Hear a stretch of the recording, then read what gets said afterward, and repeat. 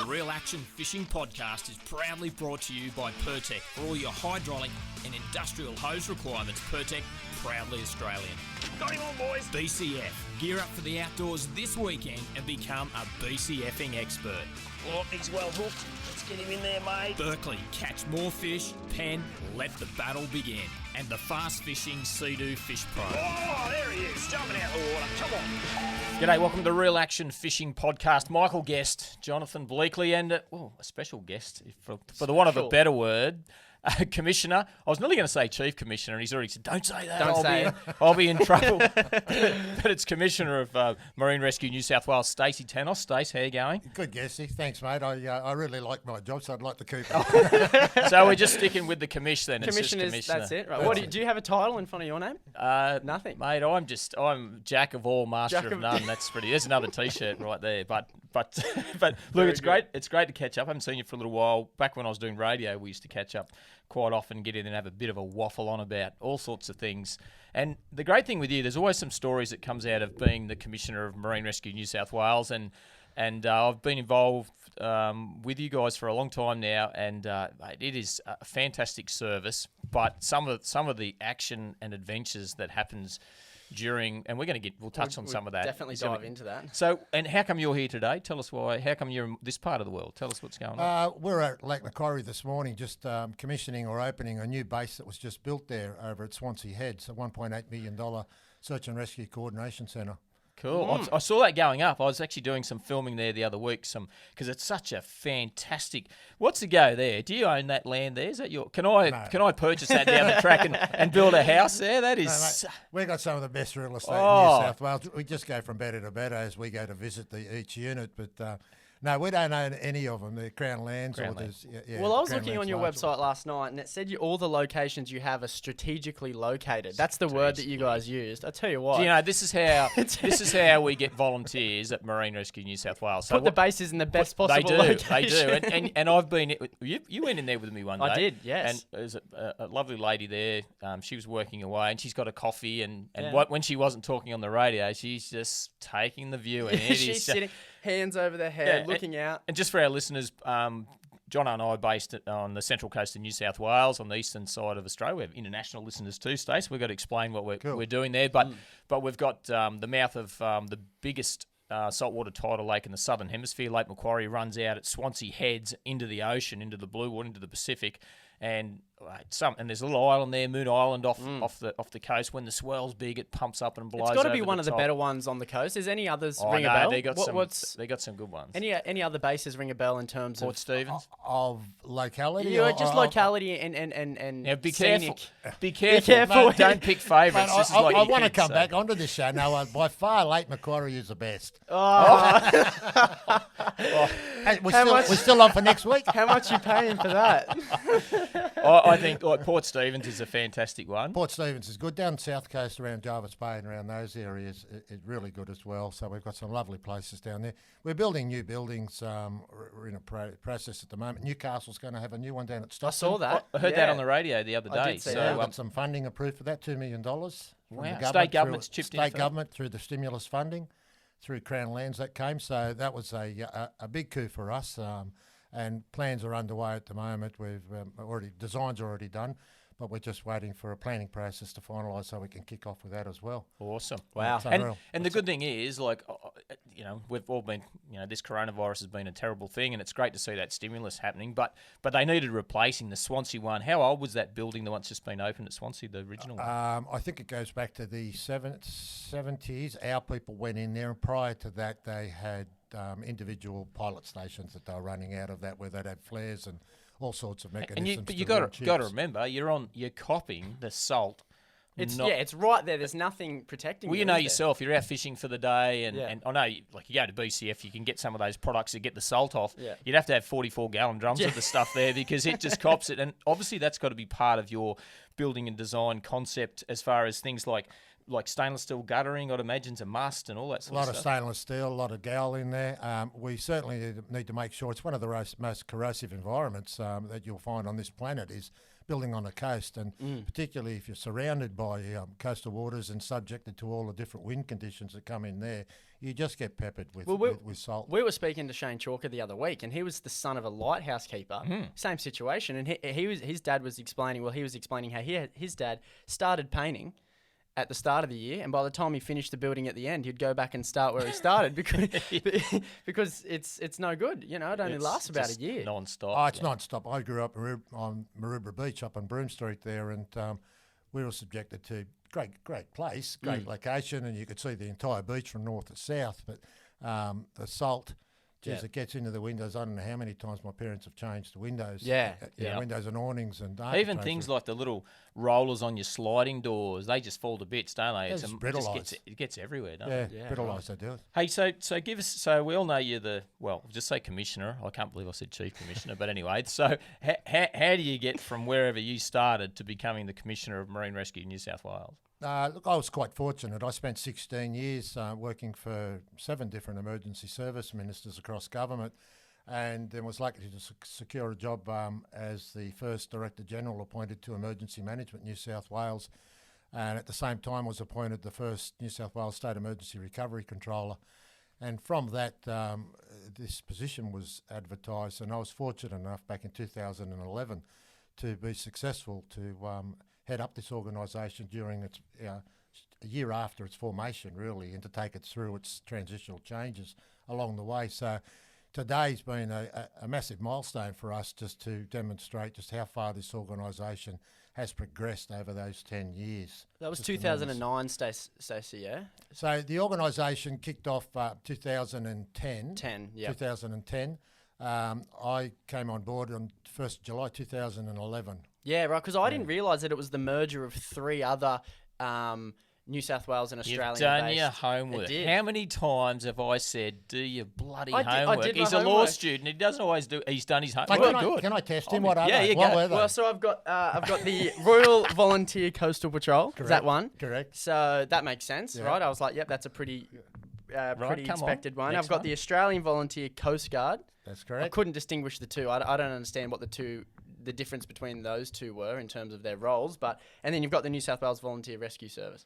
That's correct. Right. So that was in 2009. So this building's been around since 1970. Yet in 2009, it was when it became Marine Rescue New South Wales. That's correct. The 3 former organisations had been around. Their history goes back probably 70 years in some areas. Yeah. And the formation of them was not too dissimilar to what all the volunteer organisations started from their roots. Ours, it were fishing clubs and fishers. They'd all get together and they'd have a spare boat because they'd go and buy a new boat, and they'd chuck in a few bob each, and they go, how about we keep this as a spare and go and help our mates when they're out in the lake or outside and they're getting in That's trouble. pretty cool. Yeah, right. And that's how they kicked off and formed 60 years ago. Yep. Then from then, organisations started from that, even though that they were autonomous, each of the different bases. And they came under the umbrella of the Royal Volunteer Coastal Patrol or the Australian Volunteer Coast Guard. The Royal Volunteer Coastal Patrol is because we had Prince Charles as a patron of the organisation. Okay. So the Royal comes. They were allowed to use the name Royal. Royal, and right. he continues to be our patron, has carried that on even during the transition into Marine Rescue. Yeah, right. So you had your 10-year anniversary last year. That's correct. Yeah, Right. We actually tried to call this the Royal Real Action Fishing Podcast, and didn't work. I got an email from said Prince no good. Philip to say, man, just ditch the Royal. You can't use it. You know, Right. apparently we're not allowed to do Yeah, that. no good. No, you have to come and see me first. Yeah, I tried to get The Commissioner chief Bleakley, commissioner. but- Oh, sorry, the commissioner. Yeah. Now, just quickly, I know you're a really keen fisherman. Obviously, this is a fishing podcast. So, from an early age, always been into fishing, or is that something you developed, or has it got a bit stronger because you've been in and around boats and water and all that sort of thing? Or? No, look, from an early age, I remember as a child, we'd either do one or two things with my father, and that would be either go out bush and do a little bit of hunting, or stay in Sydney and go out fishing with his brother that had a boat that was moored at Rose Bay back in the day. And back in the day, back in the day, without, I know you look like you're Dangerous, a sprightly 40-year-old. dangerous territory can we just get a rough ballpark idea? Of Mate, what in the back 60s. 60s. In the So in the 60s. early 60s, or No, in the mid to Mid- late mid to late 60s. Yeah, 60s. right. All right. Sorry, mate. And we'd go out there and go to Shark Island. But back in the day, then you'd go in there, clean up, and come home with a 10-gallon bloody bucket full of leather jacket, depending on what was running on the day, or butterfish, or go around to Sour and Pigs and you pick up your kingies over there. The fish were really on back then. So I got a taste of it then, and then we used to go out every weekend. I had a cousin of mine that won a tinny in a yo-yo competition, Coca-Cola yo-yo competition. That's how it starts, doesn't it? It was actually in a dingbat competition. And it was my cousin, a female, Jenny. She won the state championship in the dingbat competition and got a boat out of it. A boat? Yeah, but it was an aluminium one, probably about 4 metres, 4.5 metres. But we used to go out in Botany Bay then, and every weekend we'd be out fishing in Botany Bay, falling asleep of a night, tying the line around our toes, which is, I know now, is not a good thing to do. No. Especially with braid these days. Especially when you're fishing for something big, a Dewey of a night time, tying it around your toe and falling Especially asleep. with braid. Rip it straight off. You'll cut your toes straight off. Back in the days with nylon, a Dewey or a big kingy. And can you, like when you were back in the mid to late 60s, I was going to go early 60s, I'll get in trouble here in a minute. But can you remember, because I remember growing up with my dad and going out fishing in the tinny, but I still remember probably as clear as a bell, not so much a couple of big fish that we caught. We didn't catch a lot of big fish, and I remember those well, but some of the big fish that I lost that we never saw what they were. I guess they were the things that really drove me on to keep fishing. Did you have experiences like that where you just hook something and you go, oh my God, what was that? We never get to see it. Many, many times, and I wish I never had them, because that led me to go to thicker and stronger lines all the time. And I ended up going from a 15, 20 pound breaking strain up to, which was enough anyway, up to an 80 pound. Yeah. 'Cause I didn't want it to get away.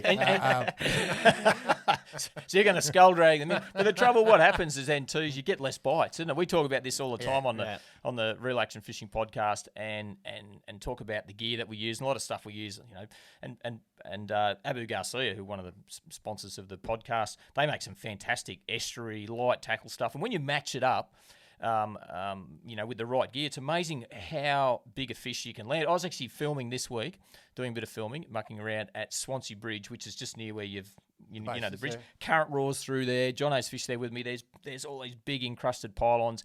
On the bigger tides, you're talking 5 knots. Well, it wasn't running like that. It wasn't too bad. I caught a kingy there the other day on 4-pound fluorocarbon leader and 6-pound braid. Hooked it on a tiny little 1/24th of a jig head, this tiny little Berkeley crabby soft plastic, fishing for brim, and I landed it.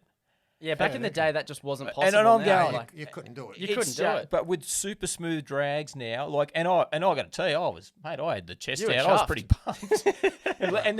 and then this guy come up on the bridge. You go, Guesty, was that a kingy? Was it? And I said, yeah, on the 4-pound, 2 to 4 kilo ride. But just kept at it, and worked it up, and it swam away. I got lucky. If it had gone in under the bridge, I was buggered. You know. But that was your angling. But yeah, no, got it out of there. I was pretty pumped. Now, He left off. There was a triple gang hook. Yeah. He snagged it on the tail. Exactly. Oh, but that just goes to show you. So then is it true? Just a question. We'll get back on the fishing in a minute. We're still on fishing. That Always fishermen fishing. cause you the most grief. So is it now? Be careful here. So we've got let's get some groups. so we've got the sailing group. Yeah. That you do with Water skiers. We've got the power sports people, so water skiers and Wakeboarders and wakeboarders, donutting, yeah. And then we've got fishermen. Are they the 3 main groups? Am I missing someone? You get leisure, just like people going for leisure. Picnics cruises, and just chilling out on their water. Leisure cruises. They are the main categories. Can I keep going here? Stand up paddle No. boarders. Well, no. Well, the paddle boarders and the jet skis are now up and coming, and there's huge numbers in those at the moment. So who causes you the most grief per capita, you reckon? Look, across the board, if I was to look at the percentages, it would be the 5 to 6 metre trailable boats fishermen that are going out. Oh, so that's us, Jono. Guilty. High five. So, that's probably the most common of our constituents, that I like to call them. Yes, right. That's a very professional term. Come into play. And it's generally from very, very silly things that have been overlooked, running out of fuel. I mean, So is that one of the biggest ones, you reckon, running out of fuel? it's very, very common. I mean, mechanical breakdown is the most common, battery failure or mechanical breakdown, and then fuel is right up there, which you wouldn't think. Do you think that everyone would check their fuel to see that they've got enough for the day? But it's not the case. And we've had it only recently when the tuna were on our continental shelf. Everyone was going out there, 5 and 6 metre boats, and we had a number of them, jobs assists out there. We had to go and help where they just run out of fuel. And that's got to be a killer. That's though. a long run. I got a good one for you. Speaking of that, so I had my mate Matt Torrance, the Torrance boys. They own a big 47-foot Riviera, and we thought, we'll go and chase the yellowfin. Had a look at the forecast, and it was yes, no. Look, we're going to go, and it was forecast to be 5 to 8 knots of a sou'wester. So when you're heading due east. And you get that sou'westerly wind, and there was a little bit of swell left over. The westerly wind is the worst wind you can have out there. So we're talking about close to probably a 38-mile run. So we left the port from Swansea, and I'm going out there and I'm looking at it, and it's getting rougher and rougher and rougher anyway. So this fire, and this is the trouble with weather forecasts. There can be 40%, at least 40% out. So it turned into 17, 18 knots of sou'wester. So I'm in a 47-foot Riv, which is a big boat, big massive twin diesel engines driving around. Had to keep all the clears up, and I've got spray. Once I'm turning back into it, it's going straight over the flybridge in a massive boat. So it was a pretty ordinary day. 3 people seasick downstairs. Yeah, it's happening. That's the cocktail. But we're going to this zero line. So this is the temperature break. So we've looked at the GPS, looked at the charts, the RIP charts, and gone, that's the temperature break. So we're out in about 500 to 700 fathoms of water. So it's bloody deep. We're a long way over the shelf. Anyway, so we're heading out there. Where we go? And we're getting there early in the morning. We got quite an early bridge. And so these guys, a couple of blokes from Terrigal, had left. So where we were at Swansea, we're taking one angle, and then Terrigal is probably another 40 miles south. I reckon that'd be about right. And they've gone to the same point, but it's roughly the same distance, about 30, 40 miles out, 38, 40 miles out. And it just happens to be they're looking at the same chart. There's no one else out there, and they're in this grey centre cab boat. And I saw them there, and I went, they're obviously going to chase some yellowfin around. It's winter time. No one else is going to be out there. There were some gannets diving. It all looked really good. And those rough conditions are quite often good for yellowfin tuna anyway. And I'm looking at them, and I'm driving around, and then next I'm looking, and I thought I saw one bloke waving, and I went, I bet you they're in trouble, these blokes. and you know what? Straight away, as a fisherman, you got to go and help your fellow fishermen. That's how it is. But I'm thinking, I was going to go wider. I was going to go out to 1,000 fathoms. I was going to keep going. And I thought, no, I'll spin around, go over. What's going on, boys? Oh, we got engine problems. Can't think what sort of engine it was.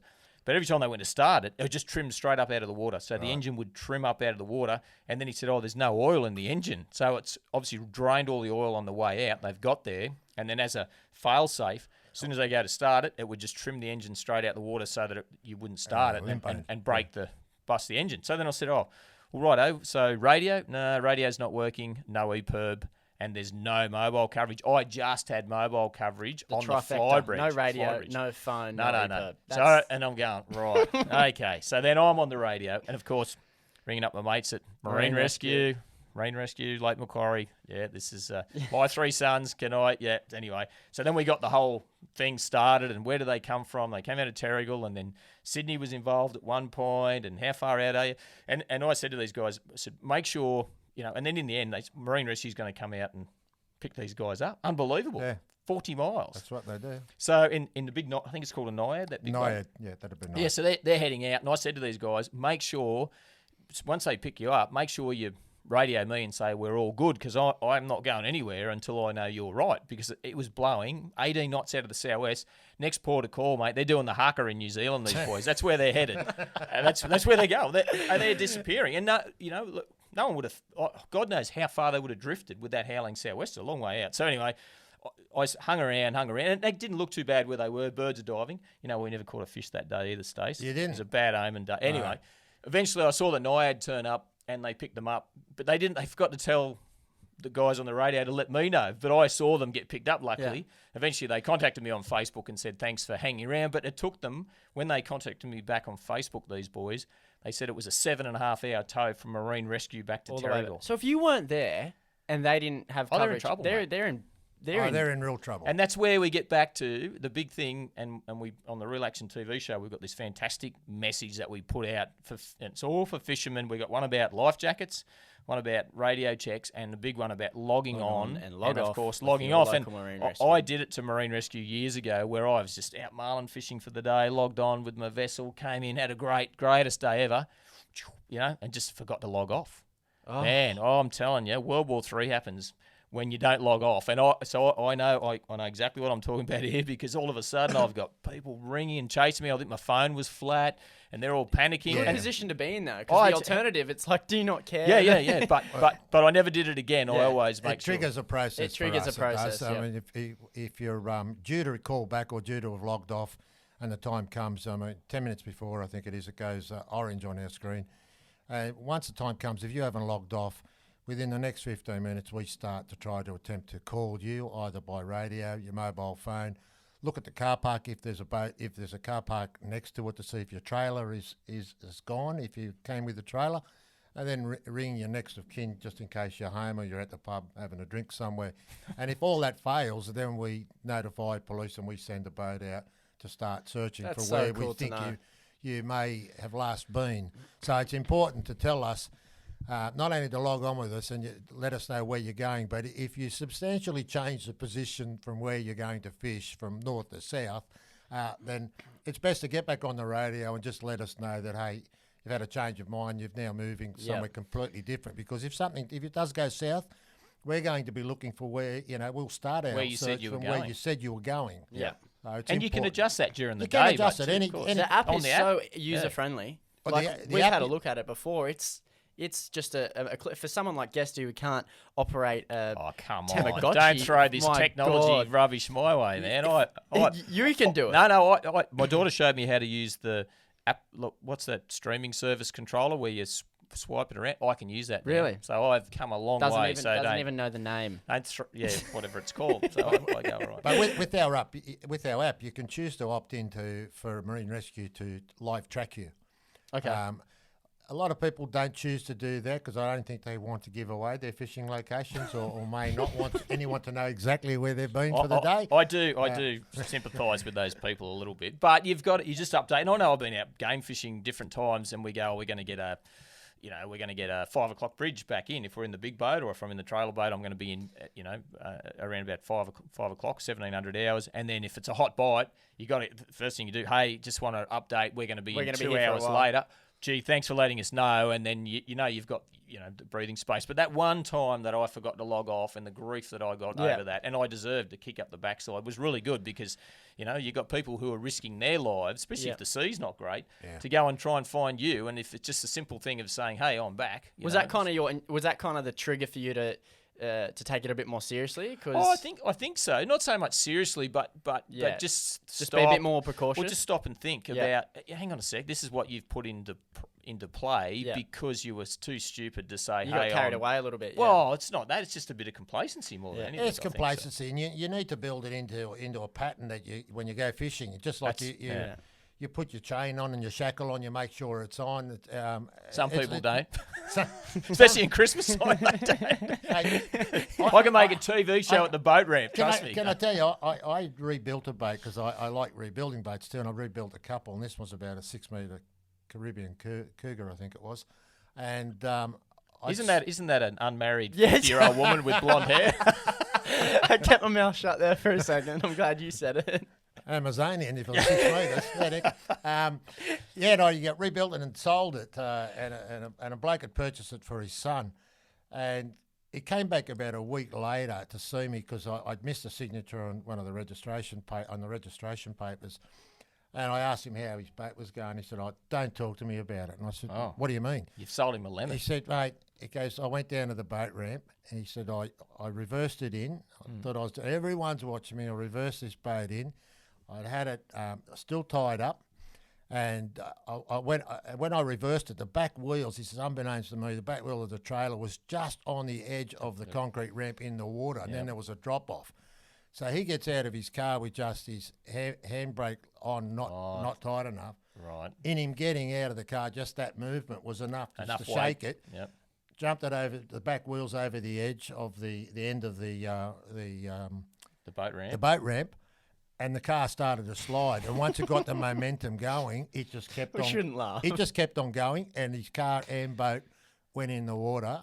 I mean, his boat was still tied down, so he hadn't had his bungs in. So he, This is getting bad. yeah, he lost his boat and his car, and he goes, mate, he's never been so embarrassed that he had to. I tell you what, sit there it's an expensive day out. The missus probably didn't want him to go fishing anyway, and then he calls and said, "I've lost the boat and the car." Mate, first time boaters. So he sunk the it's a boat lot- and the car and everything. Yeah, the lot. Oh, You've only got to go to these popular boat ramps, down at Port Botany or down at Sans Souci, Tarrant Point. At Christmas time, when you watch the first-time boaters out there, or once-a-year boaters that It's are a out spectator sport. You just put up a camp chair and watch the boat there. ramp. And for some the people afternoon. do that. Yeah. They do that. They go down there with a packed lunch just to watch it. Yeah, it's hilarious. You can make them money for backing people's trailers in at the boat ramp. Well, just yeah, I've done quietly. it heaps of times. I saw a poor old fella there a little while ago, and lovely old fella. He had an old, fairly old Falcon actually, and he made his own trailer, and it was really narrow. And it's like when you look and you can't, it's really difficult to see anyway. And he had it, and I came in, and I'm pretty handy at it, I must say. Actually, I've done a few videos for you guys about how to do all that. So I'm in, bang, out, gone, and in the time that I came in and got off my boat, went and got in the line, got mine out, he'd had a couple of goes, and then he just went and parked his car, and I saw him sitting in the shade with his wife, lovely people. Anyway, and I thought, I'll just go and see. Hey mate, how you going? Oh, I'm good. I said, oh mate, it's bugger trying to back that trailer in when it's so narrow with their hard work, and then he goes, oh, tell me about it. And I said, mate, how about I give you a hand? And pride was sort of saying to him, no way in the world, but I think, and the missus was giving him bit of an elbow. Yeah. And she's a nice lady. I said, mate, I do this professionally. I said, I'm really happy to give you a hand. We'll get it out for you. Oh, well, okay then, only because I don't want to hold anyone else up. I said, no, it's all good. We'll get in there. And then I showed him what I do, which is leave your seatbelt on. So if you can't see it, and you just open the door, you keep looking at your left mirror. You got to make sure there's no one around, and then you can see where that wheel is, and then back over your shoulder. Like trying to look in the mirror when you can't see it. I don't care who you are. It's nearly impossible. And I got it in and helped him out, and he was so happy that I'd helped him once we got it out, because I think he was just embarrassed, about it. So I mean, on a busy day, sometimes you just got to swallow your pride and let someone help you. You know what I mean? But fishers are good. I've had other days where, like down at the lake here, where you get a howling westerly just spring up, especially in wintertime. Mate, it's blowing like dead set 30 knot westerly straight into the ramp. Wow, you can just have everything go wrong there, and then. I drive most of my boats on, so I can sort of pick it, bang, drive it straight up, and then once you're up on the rollers, it's pretty good. You might get a bit of water splash over the back, and you see other people coming in. You just go and park and say, right, mate, come on, I'll give you a hand, stay there, and you just help each other. And well, it's that's really how it good started. to see that. You were saying that Marine Rescue Started started the same way, of fishermen to a helping fishermen, of people chipping in and just giving that extra bit. So it's the same concept. There's no difference between rescuing someone, where it be in the lake, or just giving someone a hand. That's it's what everyone it's just helping each other out. So, it is the way it started. And by and large, most fishers are very patient, and they're understanding, and they will give you a hand, On occasions, you when it gets very busy down there, if someone doesn't know what they're doing, it frustrates some individuals down at the jetties. Sometimes we might have all witnessed that at once. I think one time or another. But Hey, time to give him another. I don't know what he's written down here. So I'm going to give you how many Marine Rescue New South Wales centres are there, including the inland centres. Oh, you're directing it. So we've That got the commissioner. No, I'm not asking the commissioner. How many? I'm going to, unless it's changed. I do know the number. I don't know, but I'm going to have a crack at 49. Oh, close. No, they come back a little bit. we had 44, but we've now only recently kicked off a unit at Lord Howe Island. So it's 45. 45. I would have got that right. That'll be our 45th unit, and that's the base has just been built at the moment. Communications have been done over there. Our boat, our 16-metre to next police vessel, Fearless, it was called, has been completely refurbished, completely refurbished, and is ready to. It's at Port Macquarie at the moment.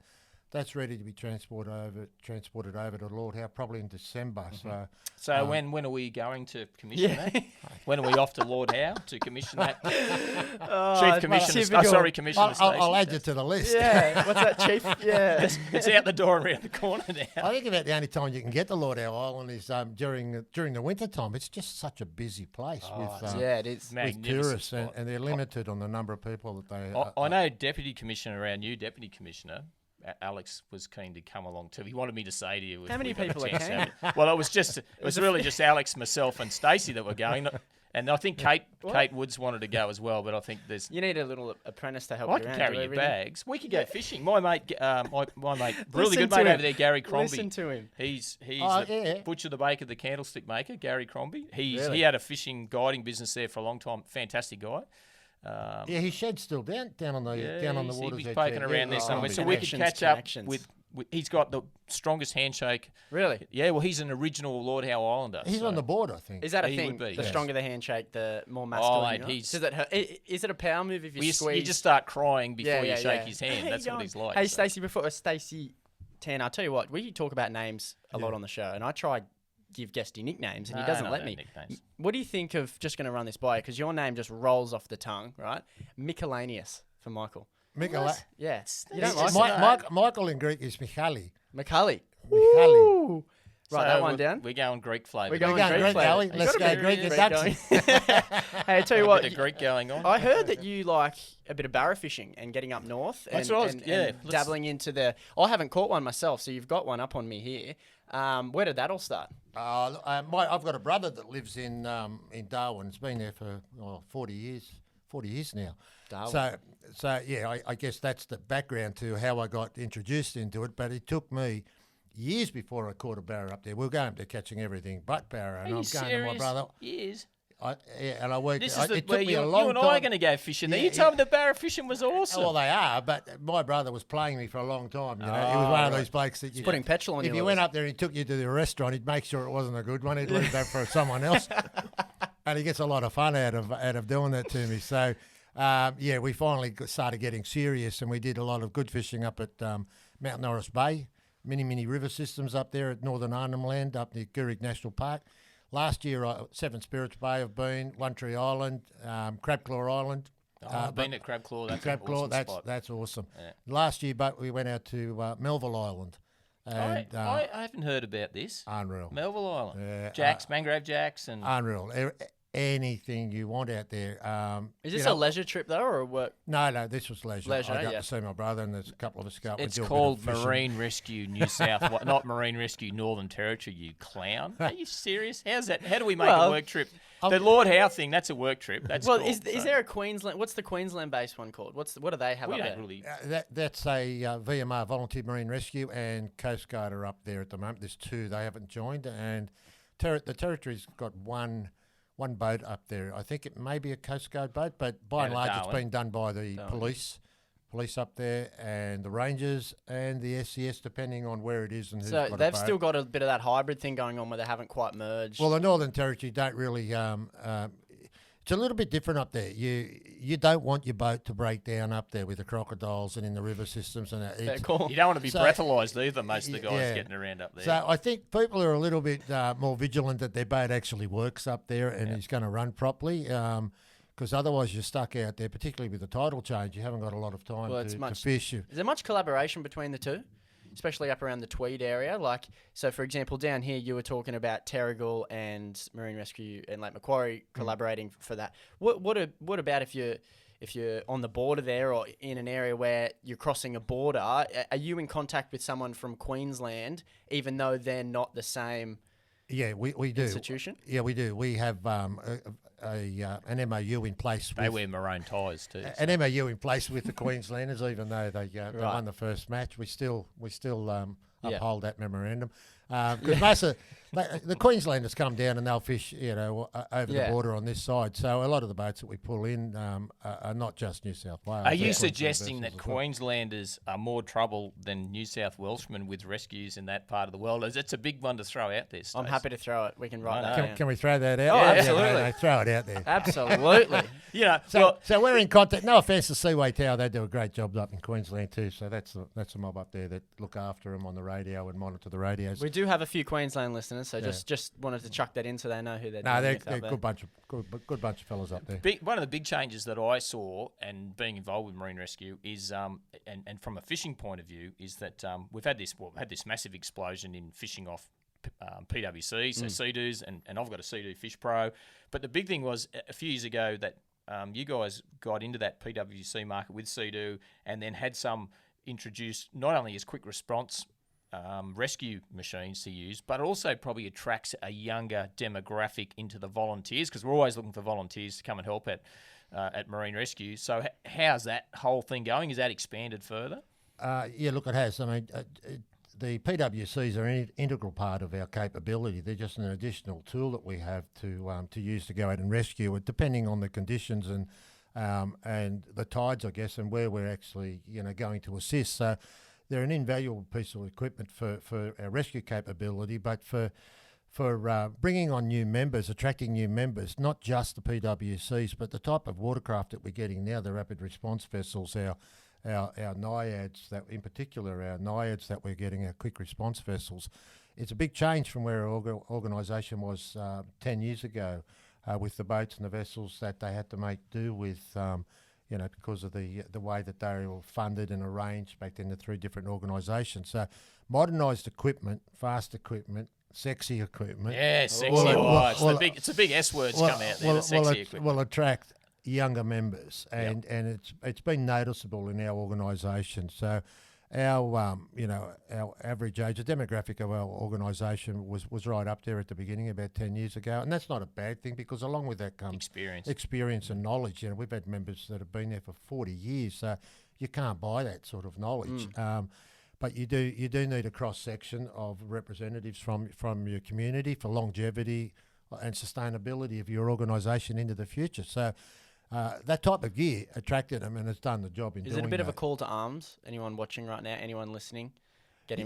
How would they perhaps get involved if they wanted to? Just jump onto the website, or anyone that's interested in joining Marine Rescue for either doing work on a boat, being part of a boat crew, or being in a radio room, or even just fundraising. Well, I shouldn't say just fundraising. It's a very important role that they play.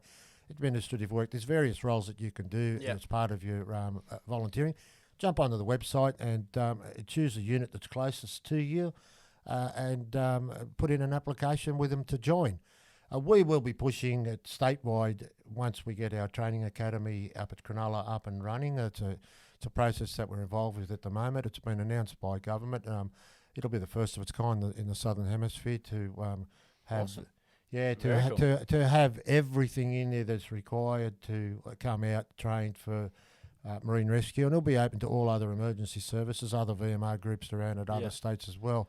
We're fortunate enough to have a 40-metre swimming pool in there from the days gone by when it was Fisheries and CSIRO. Because you're at the old fisheries centre. The old fisheries site. So a significant amount of work's got to go into the restoration of that, but it's down on the water side as well, on the Port Hacking. So we've got a jetty down there that can berth 6 vessels that's going in over the next 2 months, with a pool that's going to be rejuvenated. How cool's that? And we'll have disruption balls in there that are able to simulate choppy conditions, fans in there for wind, rain, lightning.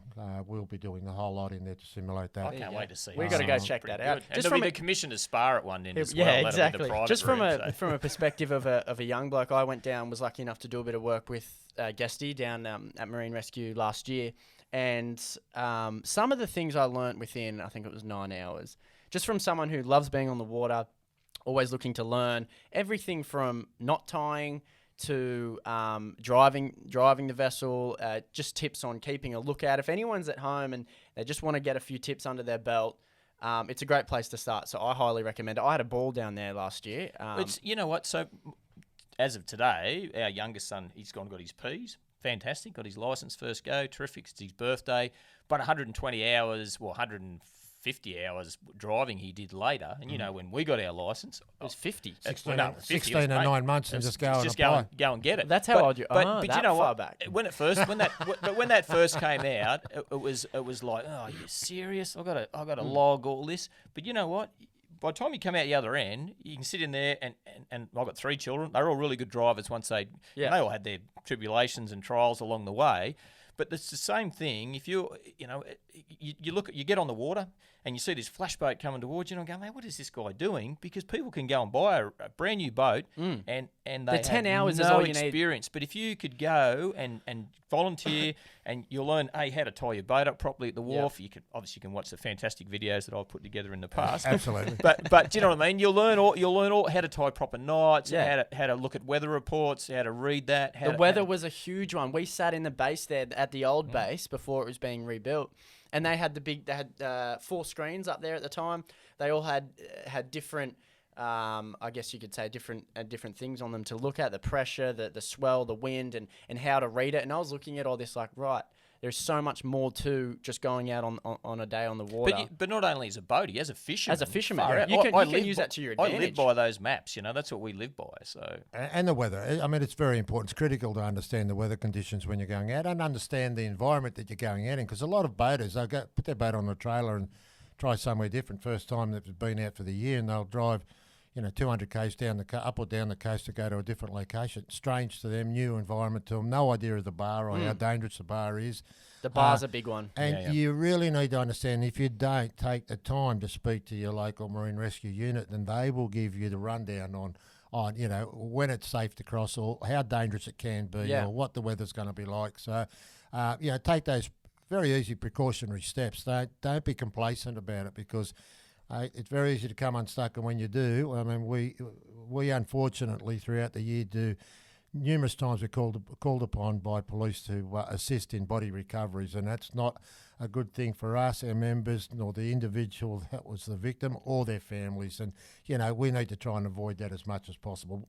We don't want to be doing that, and people shouldn't be losing their lives over something silly. No. And it could be simple, even the most simple things and really basic stuff. Like I know even with the TV show we bang on about that last of the run out tide, so that you've got all this drain coming out, and we've got so many systems up and down the coast of New South Wales and right around Australia, really, where you've got the last that run out tide, and then swell and wind coming back against the tide. It is just a crazy time to go out, and you need to avoid that. You need to get in before that happens, and you'll find different systems have got, and especially different bars you need to go out, and you might have to turn south or north to follow it.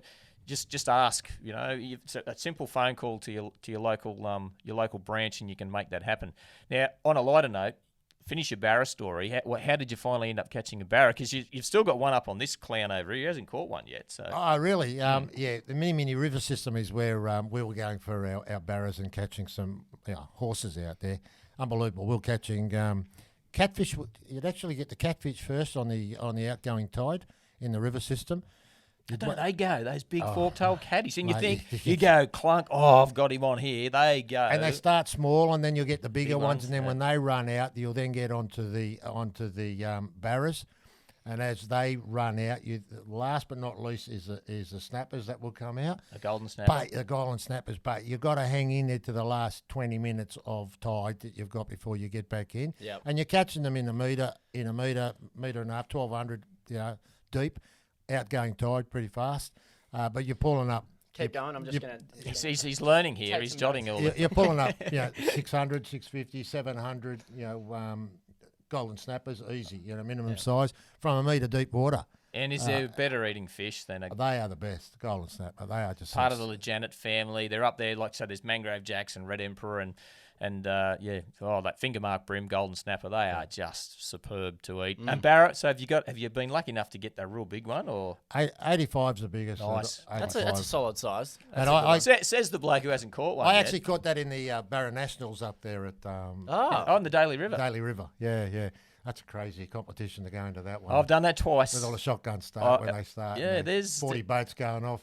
Heading in one direction and all the barras in the other direction at the other end of the river. I was filming there years ago when I was working for ET for his show, and we're up there filming anyway. And actually, he wasn't there. It was myself and the cameraman. We're going up and down the. Actually, no, I think he was there. Actually, we're going up and down the river anyway. And there's a little bit too much drinking goes on at times with that. A little bit. There's one local guy there, and he was just on it all night, right? So anyway, the next day we're going past him. We're trolling because. It's like men behaving badly on the river. It's like the hill at Bathurst on the river. Like there's blokes wearing dresses with no underwear on underneath, and there's stuff going on here that anyway. We're trolling down this rock bar and then come back up, and then you go up and down. Stacey will tell you, go down the rock bar and you're riding behind the next bloke, and you're trolling back up the rock bar, and you can flick the guy in the ear with your rod tip. That's how close you are. Right. Anyway, this guy, and good, I don't know his name, so I can't throw him under the bus. Did he have a tiller steer? Did he have well, maybe, but he's out in the hot sun. He's got a pair of Warwick Kappa shorts on. So Warwick Kappa was a famous AFL player who wore these shorts that were like way too short, same as what you wear. Yep. So he's got a pair of Warwick Kappas, no sunnies on, no hat on, no shirt on. Anyway, And I'd seen him for a couple of days before, but he'd had the biggest night, hadn't been to bed, been drinking all night anyway. And he's on the boat with these other guys. And I can't think of his name. Where is he, Oh, he's asleep on the floor of the boat. And about 10 o'clock, he finally rises, this guy. Surely he's sunburned. He's just sitting there, like in a vegetative sort of state, sitting there. So then we're coming past him. This is no joke. We're coming past. It'll be on film somewhere. And he's thinking, I'll just wake myself up. So he grabs the gunnel of the boat. He doesn't jump in. Sticks his head over the side to wash his face, and then loses his grip straight in the drink. Oh. So this is in the Daly River that is full of massive saltwater crocodiles everywhere. There's boats going up and down. Next you know, they're all yelling at him, and they're out of gear, and they're trying to back towards him, and and they eventually grab him. I think grabbed him by the hair to start with, got him, and they've dragged him back in. Oh, he's all good. Oh, I'm going, are you serious? We go back around. Then we come back past him again. So no sunscreen, no sunnies, no hat, just got his shirt on, and guess what he's doing? What? He's drinking a beer. He's having a beer. He's having a beer. Look, good on him. He's having a beer. I think I know the guy you're talking about. Oh, right, yeah, because that's right. When you said he's got a Tillister, your eyes lit up. He used to act as like a tour guide for the Southerners that come up. You had a couple on the boat and he'd take them around. But one year when I was in it, he was charging around what they call the S-bends up there on the Daly River, which, depending on the tide, there's a crop of rocks that are all out there. And he was charging down this river doing 25, 30 knots with this Tillister straight into the rock ledge. And he, like, full on straight into it. He just went catapulting out the front of his boat into the drink again.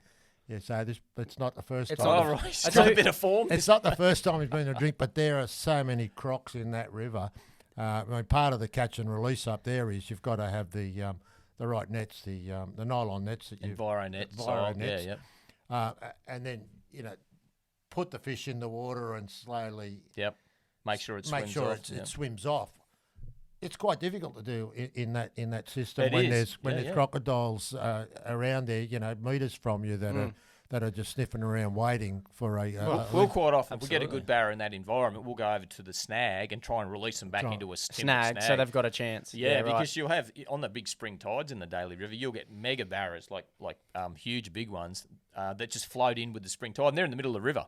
And you'll see, I can remember going along there one year of the competition, and I went, and there's bits of weed, it's like on those spring tides, because the tides are so big, they pick up all of the junk and bits of bark and grass off the side, so but the barra float in and out as well, chasing the mullet that hang around there. And here's this baby barra, probably 25 centimetres long, and I'm looking at it, going down probably a metre from the boat. Oh, check him out. And then this huge barra just came straight up and ate it in front of me. Woof, gone. This massive, it would have been 1.20 meters, just went whack, had a head on it like a bucket and just ate this poor little barra that was cruising along. You're kidding. I tell you what, you reminded me just before we get onto our fishing question this week was the sunburn situation that you're explaining there. I went over to Exmouth 2 years ago, and on my first day we arrived and we hit Nillingaloo Reef, and I was so excited. What's it called again? Nillingaloo? I don't think it is. Get rid of the other L, mate. No L in it? Nillingaloo. And I went out there, and sure you were there. I was so excited that I didn't wear a shirt. So got out there, we're fishing, and the first hour you just don't know. And I was just packed with adrenaline, just drove 15 hours. You caught some good fish, eh? Caught some great fish, but I didn't have a shirt on, just had boardies on, and there's photos, my first 5 fish, I'm holding, no shirt, and I thought I was pretty cool holding it, Yeah, they're not that cool, Not those that photos. cool. So got back that afternoon, so at least 8 hours on the water. And we're sitting down just having a chat about the day's fishing, and I start to feel a little bit of like an itch. It's called sunburn. No, but it was, and I was thinking, geez, this is a bit odd. I wasn't sunburnt yet, it took a little bit to, and I started to feel an itch, and it slowly grew and grew for about an hour to the point where I had fiery ants underneath my skin, and it was to the point where I couldn't even sit still. So I'm panicking and go straight to, put some moisturizer on. Don't know why I thought that. Maybe the skin's dehydrated. Packed it with moisturizer. Didn't work. Have a warm shower. When you say skins, have a warm shower. It got to the point where that whole night I couldn't do anything other than sit there and scratch, but it wasn't a scratching sensation. It was so weird. I rang my doctor the next day at home. I just said, mate, look, I'm up here. There's nothing here. I just need a hand. Can you tell me what's going on? I'd burnt... So the histamines that sit underneath your skin, I'd got so sunburnt that the pores in my skin had expanded, so they couldn't open or close. So when you're in hot water, they open, in cold water, they close. that my histamines were basically trapped underneath my skin, and it's called Hell's Itch. And he said, "Oh, okay, here's how you do it. Don't have a hot shower. Don't put almond oil on," which was in the moisturizer that I'd had, and and don't have any alcohol. And I'd been drinking beer that you whole did day. the whole three. I did the trifecta. I tell you what, one thing, look, fill your boat up with petrol, but don't sit in there all day with no sunscreen on, especially you're a drinking and operating vessels really, does not work. Do you get much grief with that?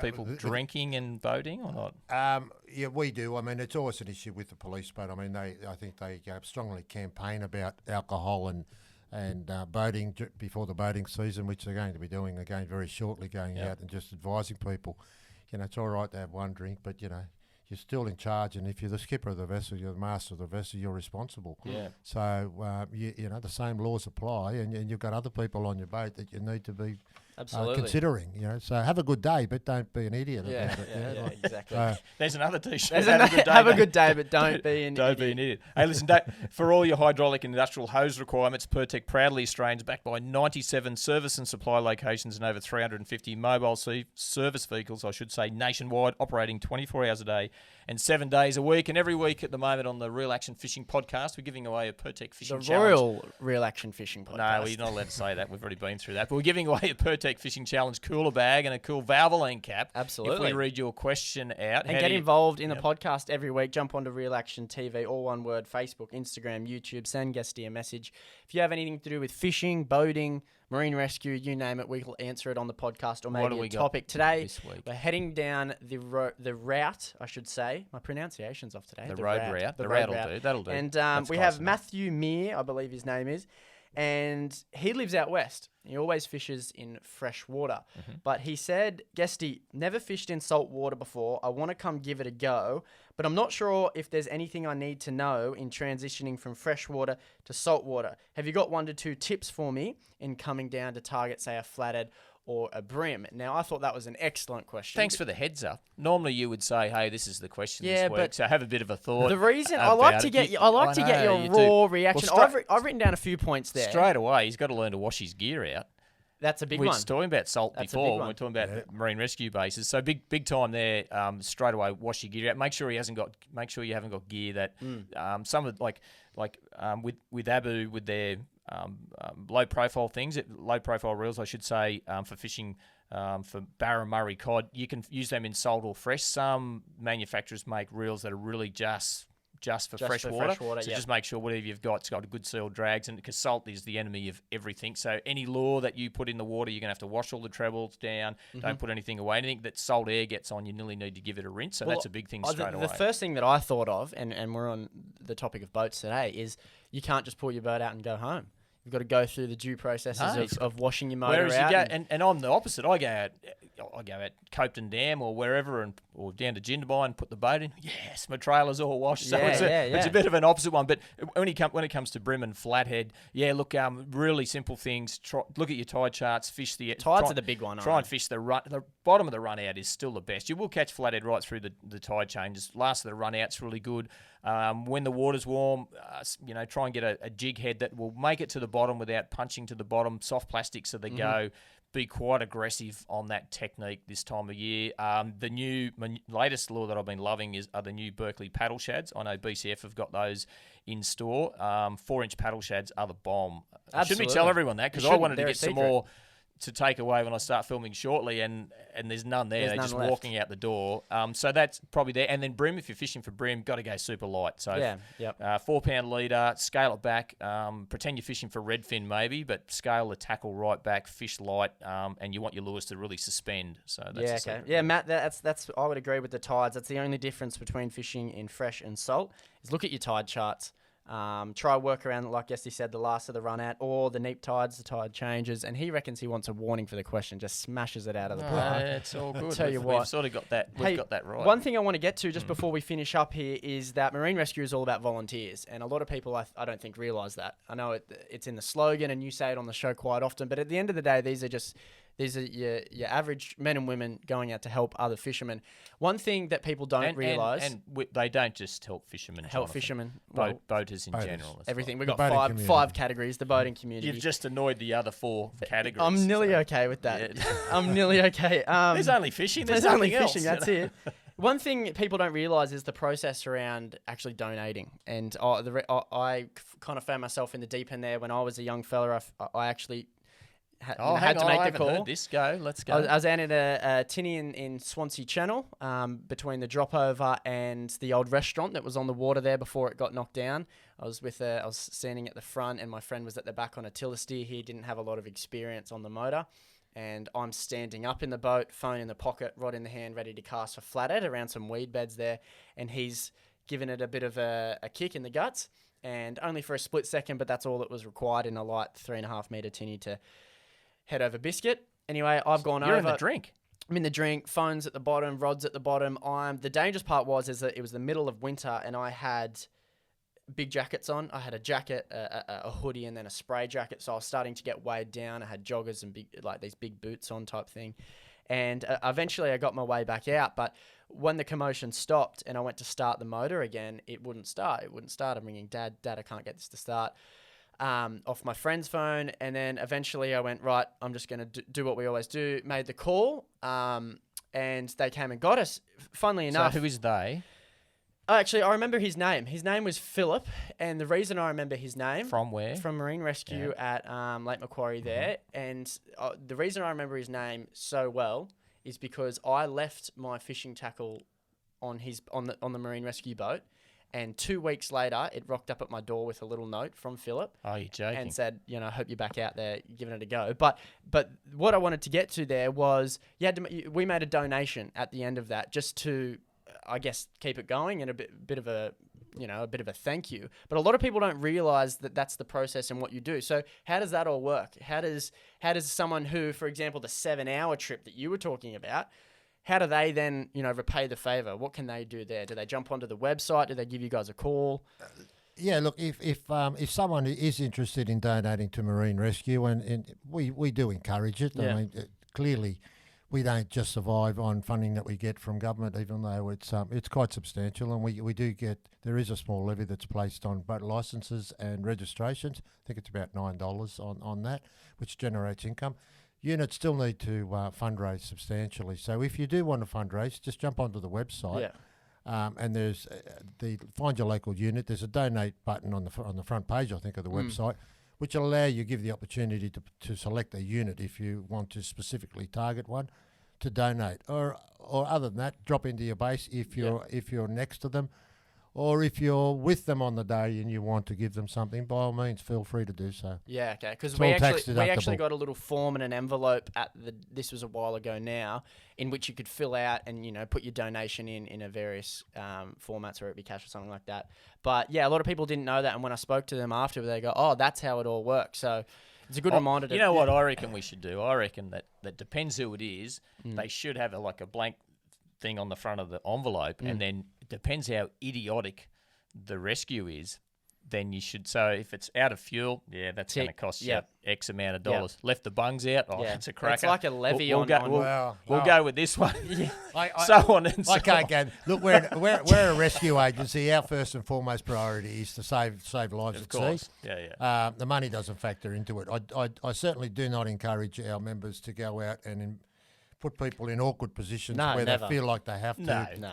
But donate. if you're But being rescued, if you feel like you want to donate, and and I think that's a great thing. Yep. By all means, either give it to me if you've got the opportunity at the time, or visit the website and do it there. Yeah, but I think Jono makes a great point that people don't realise that. They think you guys are like the police force. Well, they think it's just a charity. When at the end of the day, look, it is, and they're there to help you. But you got to.